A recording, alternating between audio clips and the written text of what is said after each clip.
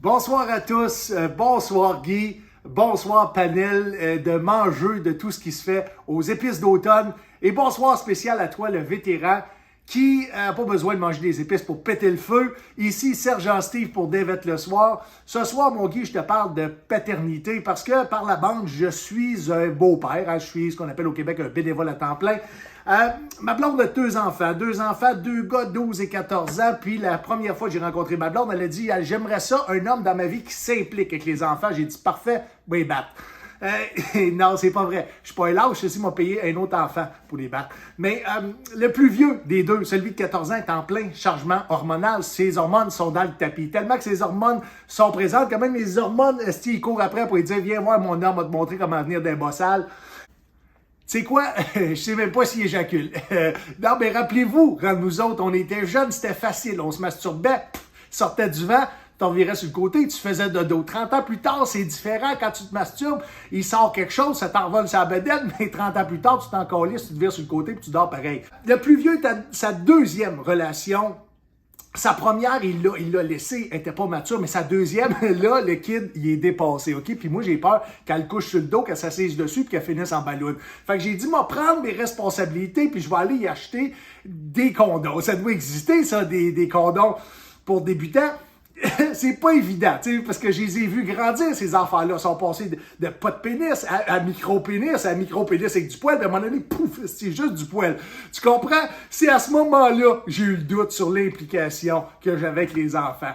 Je me suis posé comme question, j'ai dit, c'est-tu sain de s'impliquer de cette façon-là? Ça fait-tu de moi un pédophile? Je me suis dit, si j'achète pas de bonbons en même temps, il devrait être correct. Fait que si tu suis mon Guy, je me suis rendu à la pharmacie, puis là, dans la pharmacie, je me suis ramassé devant le rack à condoms, et je savais pas quoi acheter. Je savais pas, moi, je me rappelais pas ma grosseur de pénis. À moi, à 14 ans, en même temps, je suis pas une référence, j'ai des grosses mains. Puis tu comprends bien que j'étais pas pour aller demander à la pharmacienne si elle avait une idée sur la grosseur des pénis d'enfants. J'aurais eu beaucoup de questions à répondre.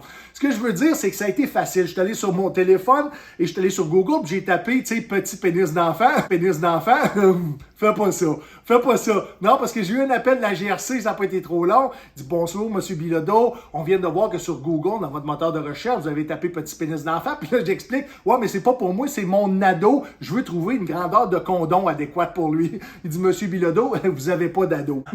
Je comprends. Anyways, il y a eu une grosse pause entre moi et l'agent de la GRC. Il dit, en tout cas, il finit, il dit, en tout cas, il dit, nous autres, on a une grosse banque de photos, puis il raccroche. Okay. Je suis devant le rack des condoms, je sais pas quoi acheter, mais il y a une chose est certaine, c'est que j'y achèterai pas de la scrap, comme quand dans notre temps, nous autres, on allait dans les toilettes du buffet chinois, mettre une pièce dans la machine, ramasser un condom aux fraises, puis on se crissait ça dans le portefeuille. 6 ans plus tard, on le sortait, ça faisait crunch. Tu comprends? Je voulais pas ça.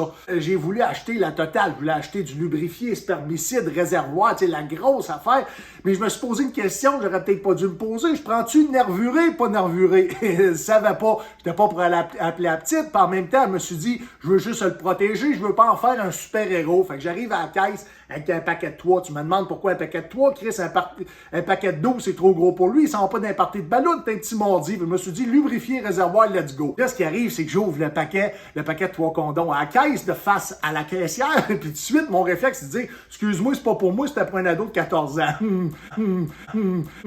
Elle m'a regardé bizarrement. En même temps, mon intention, c'est d'acheter un paquet de gomme, OK? Puis de dissimuler les 3 condoms dans le paquet de gomme. Je voulais pas y faire honte, tu sais, fait que, inquiète-toi pas, j'ai pas jeté la gomme, j'y donne, pas à lui, mais à elle. C'est moi qui fais le lavage de ses bobettes, ça se met à la face là, fous-toi sous moi, elle va en avoir besoin de la gomme. Je prends le paquet de gomme, je mets les 3 condoms dedans, je tape les 2 bouts, j'y mets ça dans les mains, il dit pas merci, il met ça dans ses poches, il sort de bord, puis il crisse son camp. Plus tard dans la journée, j'ai dit, t'as-tu aimé ça, que je m'implique et que j'aille t'acheter des condoms? Et il dit, de toute façon, c'est pas mes premiers. Les professeurs nous avaient déjà donné un parce qu'ils ne voulaient pas que je la fourre sans. Sur ce, mon Guy, je me souviens.